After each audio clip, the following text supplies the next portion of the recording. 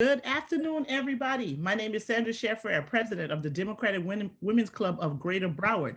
I have the pleasure this afternoon of speaking with Jennifer Andreu. She's a candidate for city council in the city of Plantation. Okay, so what we need to tell you. So today is October 17, 2020.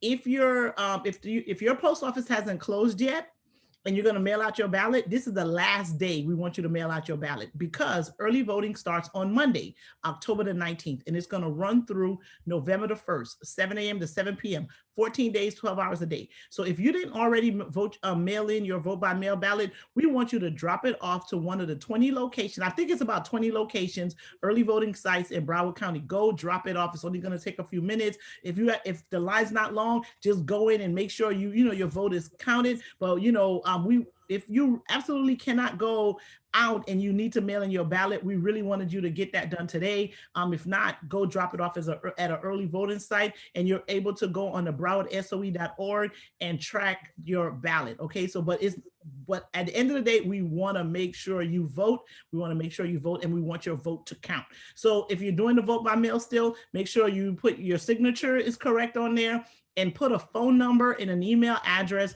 on there, so in case there is an issue, they can call you and contact you and have you to cure it before election day in order for your vote to count. All right, so that was my public service announcement. I would have also talked about the census, but that ended on the 15th. I hope you guys did it. But anyway, again, I'm Sandra Sheffer, president of the Democratic Club of Greater Broward, and I have the pleasure this afternoon of speaking to Jennifer Andreu. I saw her at an event, and I'm like, I need to talk to her too. And she was so gracious and said she would come and speak with me this afternoon.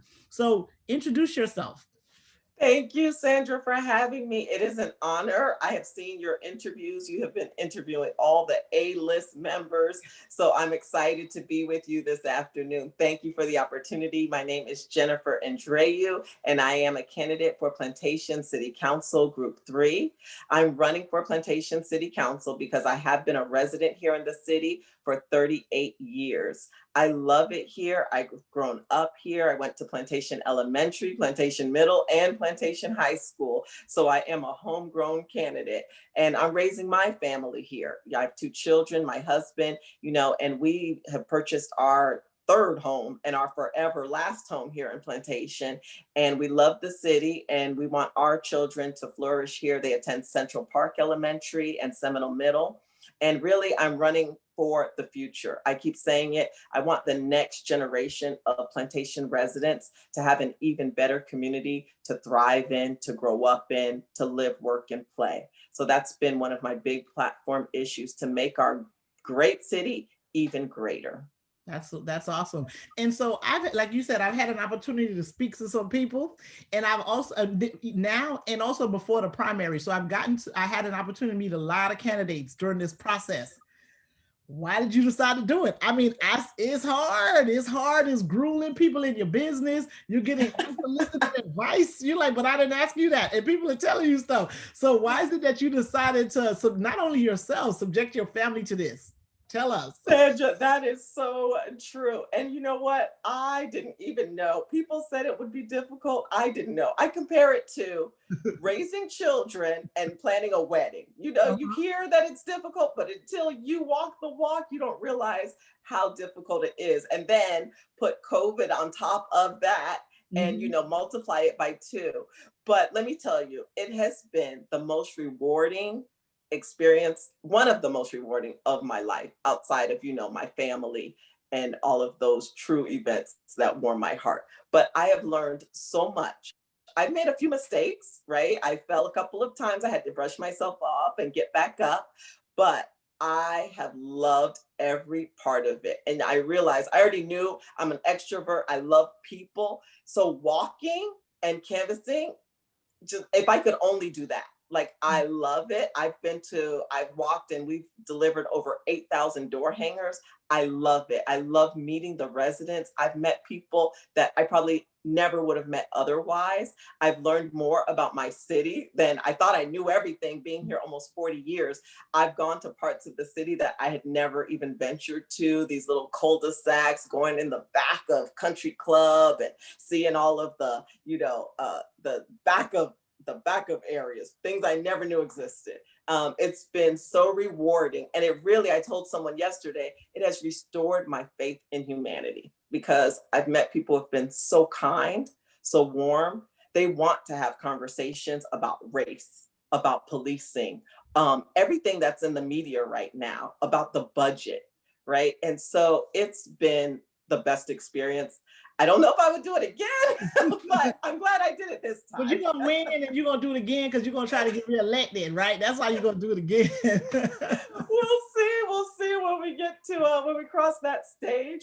But I have no regrets. It's really been a remarkable experience. Awesome. So the other thing I usually ask about is that, a lot of times there's an issue. Usually there's an issue or something happened. You be like, nope, I can't stand back and just leave this up to someone else to take care of. I want to be, one of the people at the table. I want to be the person in the room that's making those decisions, right? So you have your ideas and then you go talk to people and they may have some different ideas.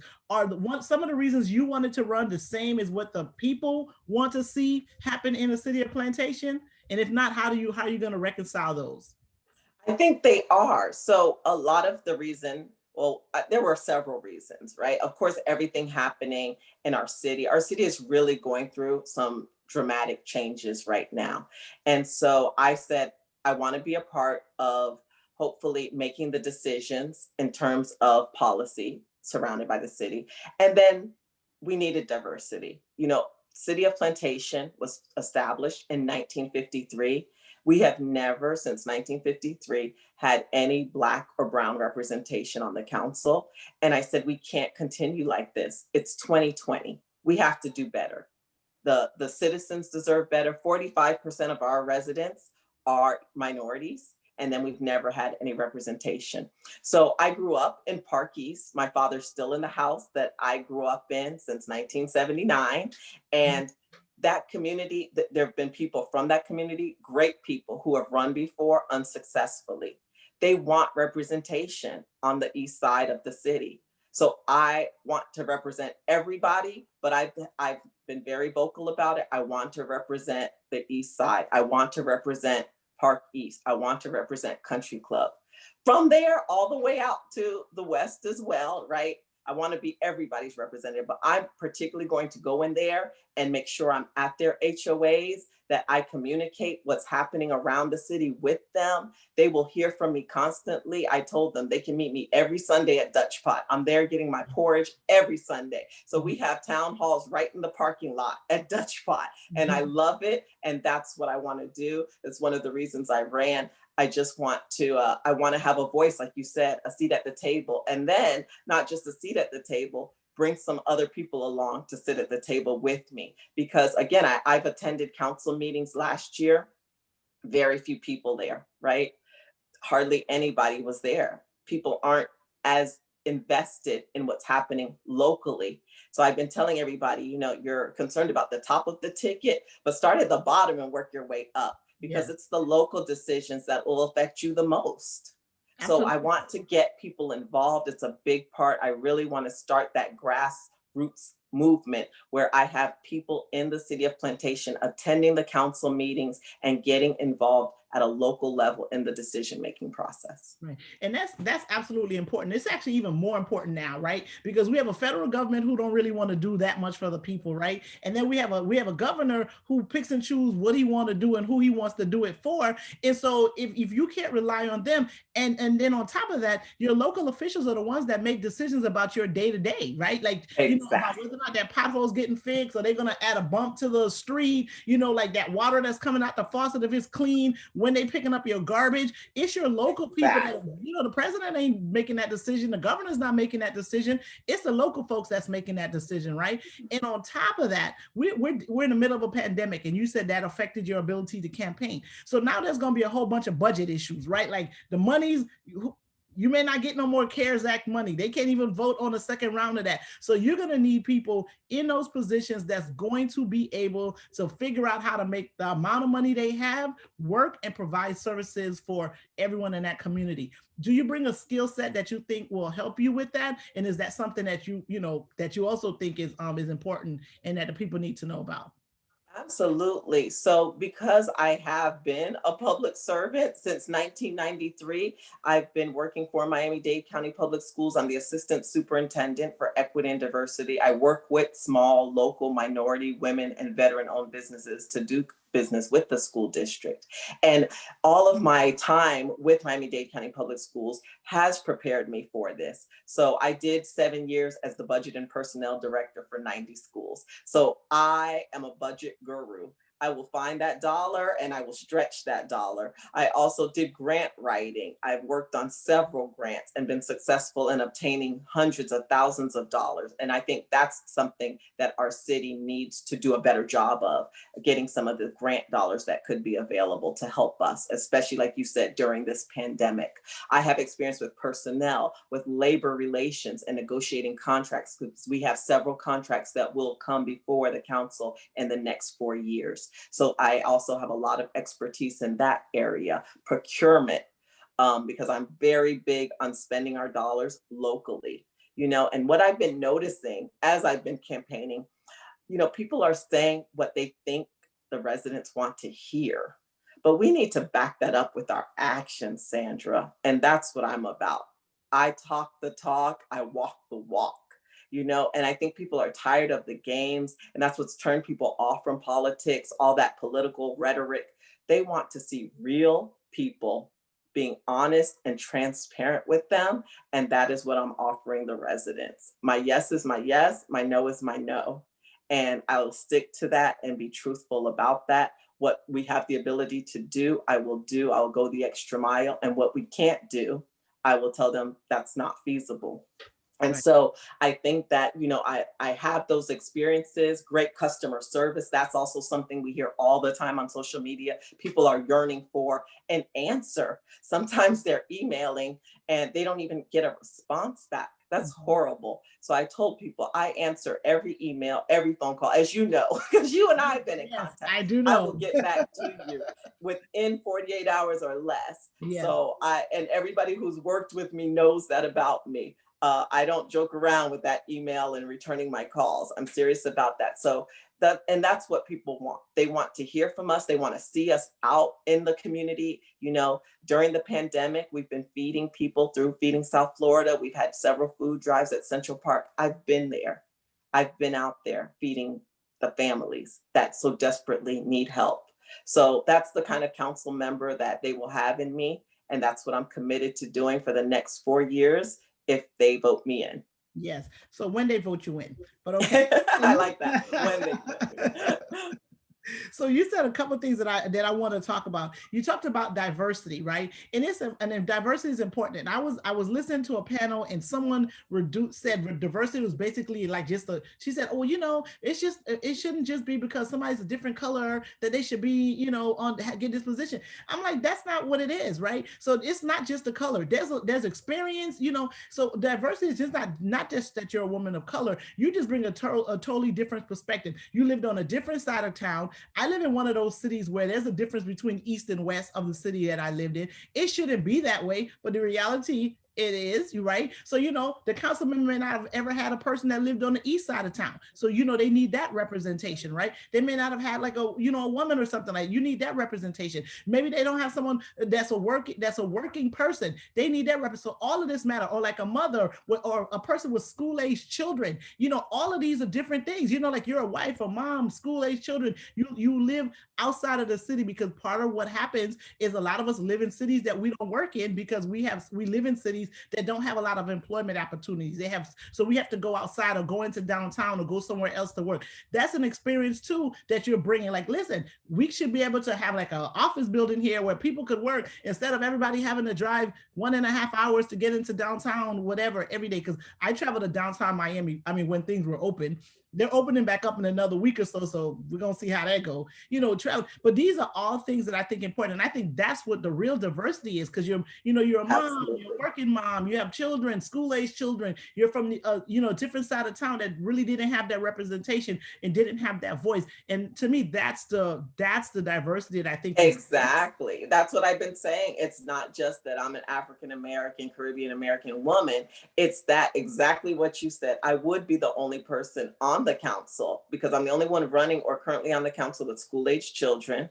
All the council members live in one part of the city right now. So I don't live in Jacaranda, so that would be great. Like I said, and I grew up in Park East. So it's many different things that bring diversity to the table. And my experience in the school system, like you said, I've worked in Miami. So I know I have that basis of comparison. I know what we've done well. I know what we could have done better. And I bring that skill set to the city of Plantation. So I'm used to working with a large municipality, right? Doing government work. So it would just be, I'd be able to hit the floor running on the first day. Right, and probably the amount of people that are part of the Miami-Dade County school system is probably more than the people that live in the city of Plantation, because it's such a big organization. It's the fourth largest school district in the United States, 40,000 employees. So that's exactly what I said at a forum earlier this week. I mean, the city does $90 million in procurement, but in Dade County Public Schools, we do $500 million. So that's just one, we have a $60 million bond, but I have a $1.2 billion bond in Miami. So everything that the city does, I do on a larger scale in Miami. Right. And that's the diversity, right? They always says, no, it's all of those things that are different that you bring to the table that needs to be there, because that is a representation of what it is that makes up, the city that you're living in. Right. And sometimes, you're not blaming anybody for not knowing, you know what I mean? It's just that, well, I know, I've been there, I'm doing this, you should just allow, not allow, someone else should also be in the room, to bring that point of view. And, we don't want to beat that up, but that's definitely, one of the things that I just hate, that they always think, oh, it's because of your color. No, it's because I bring a whole bunch of other stuff to this table. It's just not my color. And my color also gives me some experiences that you don't have, that I can also bring into the room and make you aware of, right? But exactly. About that simply, it's not simply about that. Yeah, so that's definitely. I'm so glad you did bring that point up, because a lot of people, and as the diversity and equity person for the school, people think it's just race. It's so much more. It's so much more. Mm-hmm. It's absolutely so much more. And so COVID has changed all of our lives, right? So some people have ran into situations where they lost their job because of it.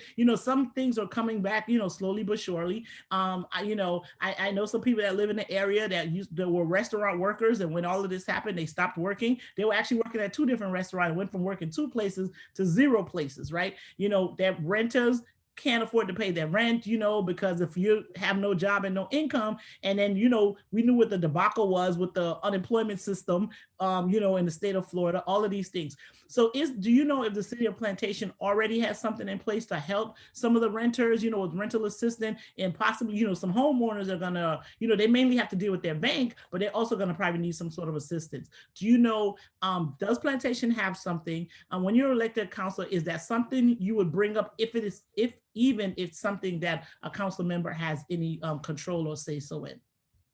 So we worked with the county to have the rental assistance. So, and it was not publicized enough, I don't think. So it's one of the things I brought up quite a bit in some of the forums that I've done, that, listen, we have this rental assistance out there. We need to let it be known so that people can apply, because people need it. And I've heard from them as I've been canvassing. And we need to think more about, like you said, in the future, 2021, because we have not seen the ripple effects yet of COVID. This is only the beginning. Over 3,000 businesses already in the South Florida area have gone out of business. And mostly, like you said, restaurants, and then a couple of retail places. Yeah. And right here in our city as well, a very popular one on University Drive that all the women loved and went to.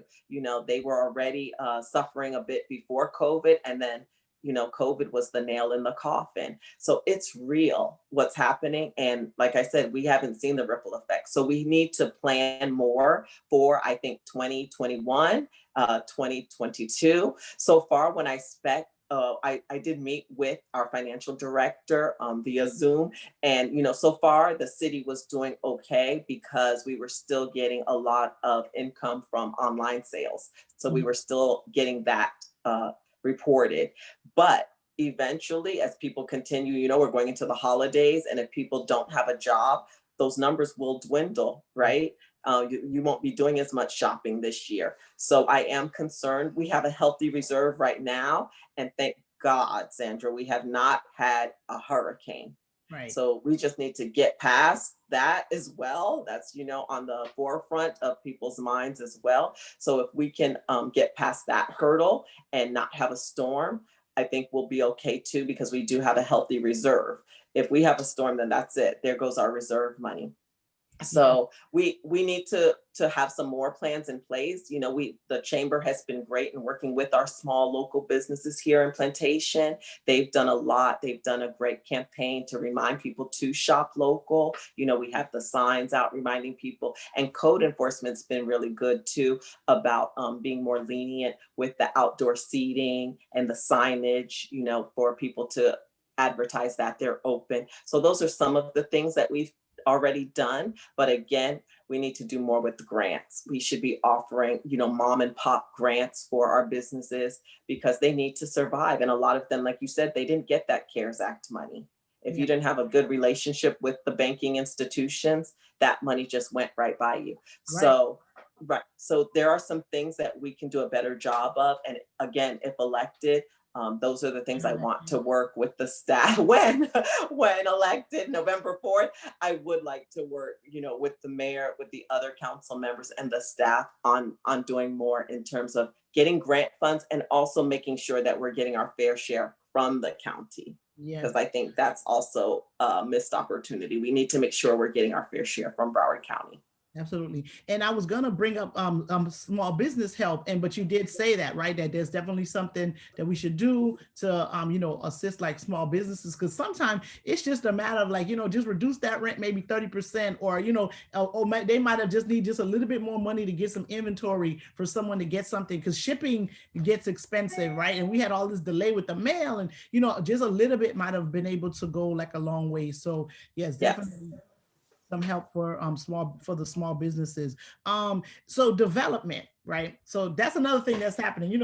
Some places it's called gentrification. It's like some places just development, and we have traffic here. We usually build wide. Now they want to start building up. When you build up, that's more cars. Our transportation system here is bad, so almost everybody have a car. So like if you're building up, that's just more cars. Is that one of the challenges that the city of Plantation is facing? Is this new way that is the build that biggest challenge? South Florida. Yes. So I think that's when everyone asks what's the number one issue and concern that the residents have. It's development right now, and it's high density development. So I've been very clear not to address specific projects, because we do have some that are already in the pipeline. There are some that are already approved, several. We'll probably have another 10,000 residents when all of the apartments that have already been approved come to fruition and they're online. So traffic, an absolute nightmare. We know that. All we can offer now are traffic calming solutions. And we're working with, again, Broward County to do some of that. Some of the fiber optic cabling to work on, the timing of the lights. And we have a lot of pass-through traffic here in Plantation. So an estimated 1 million people pass through here. And you know what? I was on the corner today of Broward and University and saw it firsthand for myself. We have a lot of pass-through traffic, and Monday through Friday at those peak hours, it's pass-through traffic. And so now, because we're so built out, developers are wanting to go west. And the residents who moved out west, many of them purchased their homes years ago, and they did acre lots or a third of an acre because they wanted that room. They wanted that space to sprawl out, right? They didn't want to be next door on top of their neighbor. So now to allow these developers to come and build all of these attached homes right next to them in their backyard, I'm concerned about that. And that gives me pause. So I'm a proponent of taking a moratorium on further development, having a traffic study, and really analyzing these proposals that are coming before the Planning and Zoning Commission. So, and even that's before they even get to the council. So I think that we really do need a moratorium on further development, especially this high density development. You know, I'm all for smart development. We have some areas that we should just refurbish, right? And that's important, right? Something, we have areas, and I know they've done a great job at 441 on trying to improve that 441 and Broward Boulevard corridor, but we need to do smart development, not just pack several homes into a very tiny lot. Yeah, yeah, it's so true. And I have to tell you, I was one of those pass through traffic people because I live in Miramar West and I used to have an office in Sunrise and then I had another one in Lauderhill. So I was on Brown Boulevard all the time to get on 595 to come Yep. out west. So I'm sorry, but I was definitely one of those folks that was driving through Plantation, you know. And I tell people, I'm glad that we're such an attractive city to folks. I mean, it's wonderful, right? We could have the opposite where home values are going down. We're not attractive to people. I'm glad that our city is so attractive and popular. Our 42 parks make it a wonderful place, you know, to raise a family. Our 10 public schools are excellent. So it's a great family community.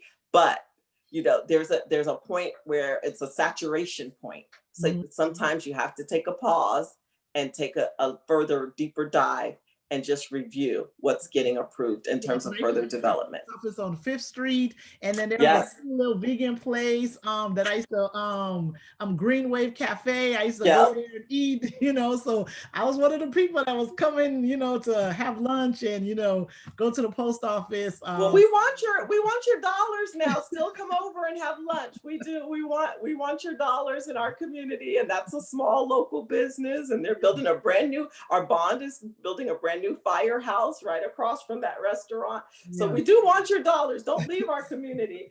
But the traffic is a concern, and we have to do a better job of just putting some of those calming solutions in place. Right. And with all that building, and you know, I know you have like another event because you know you're doing this last push right before for the election on November the 3rd, even though we want people to start voting as of Monday with early voters. Is that those high density developments, it also puts a strain on the environment, right? Because now you have to worry about like, you know, the plumbing and the water is in all of these. Absolutely. And that out west, they use a lot of septic tanks. They don't need further problems with that infrastructure and additional. I don't even think that we can really afford to have additional septic tanks installed in that area of Plantation where they're proposing. So it's a huge concern for the environment. Even I quoted this week when I was on another forum with that group of residents, the Plantation Acres Home Association. I quoted some information from our own engineering department that stated that this would be problematic. So I'm hoping that we really just stick to the master plan that we have in terms of the development in Plantation and particularly in the west side of Plantation. Yes, definitely. So thank you so much for taking the time to come talk to me. So now we said early voting, October 19th to November 1st. It's 14 days, 12 hours a day. How can people help you? I know you may need money. You probably for sure need volunteers. You know, it's Always. 14 days, 12 hours a day. So how can people get in touch with you in order for them to offer either some time, some money, some cases of water, snacks, whatever it is? Oh, thank you. Yes, we always need volunteers. Like you said, we've been doing a great job. I am so humbled by the fundraising efforts. I mean, people have just really poured into my campaign. Sandra, I'm new. I'm a brand new candidate. I didn't know what I was doing when I first started. I didn't know if I would raise, you know, more than the $1,000 that I put in myself. And so I'm so proud and honored and humbled by the donations. You can go to elect Jennifer Andreu. I'm on Facebook. I'm on Instagram. My website is www.electjenniferandreu.com. You can make a donation. You can sign up to volunteer. You can let me know, inbox me if you would like to have a yard sign, a t-shirt. I need all of that. And volunteers for. We will be at all of the early voting sites. We will be there the 12 hours every day, all day. So if you are interested in volunteering, please let me know. But we will definitely, I personally will be there, and then I will have volunteers as well helping me. So I'm really excited about that. Next Saturday, a week from today, we're really telling everybody, walk your ballot in. So if you did order that vote by mail ballot, walk it in next Saturday. We're going to have like entertainment. We're going to have snacks. We're going to turn it into a party. So come on in on the 24th at the West Regional Library and walk your ballot in. We'll be out there. We'll have some giveaways. We're just going to make it a very positive. I said, no matter who you're voting for, I want you to vote and walk that ballot in. So it's bigger than me. It's bigger than politics. Come by the library. Come get some free hand sanitizer and all the little goodies I have for you, and walk your ballot in next Saturday, the 24th, if you haven't already done it Monday on the 19th. Okay, and I have to tell you, I did early protection voting volunteering at that location probably in 18, and yeah, it's a party over there, right? Like that was serious. I was like, okay, yeah. So it's definitely a great place. And that's part of the whole feel of this, the plantation area. You know what I mean? It's just like everybody is like, it's just like it felt like a really big family. It's great. I was out there for the primaries in August, and I was having a ball. Just networking, talking to everybody, talking to the other candidates running, and talking to the people coming in. It was great. It was a lot of fun. And so I'm really looking forward to Monday.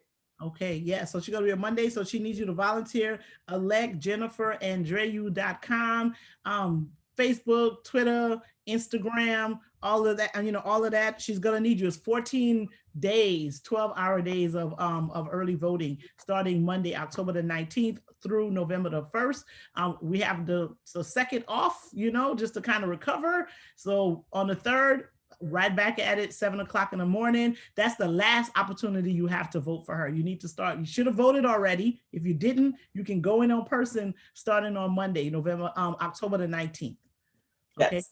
All right. So give a closing statement. Tell them why they should vote for you. Make that last pitch so you can have the final word on this.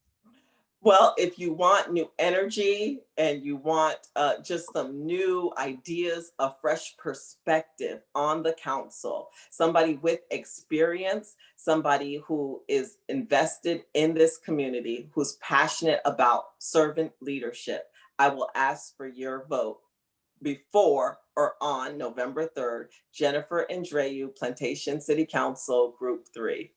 Thank you so much, Sandra, for having me. Thank you. Have a good one. You too. Be safe.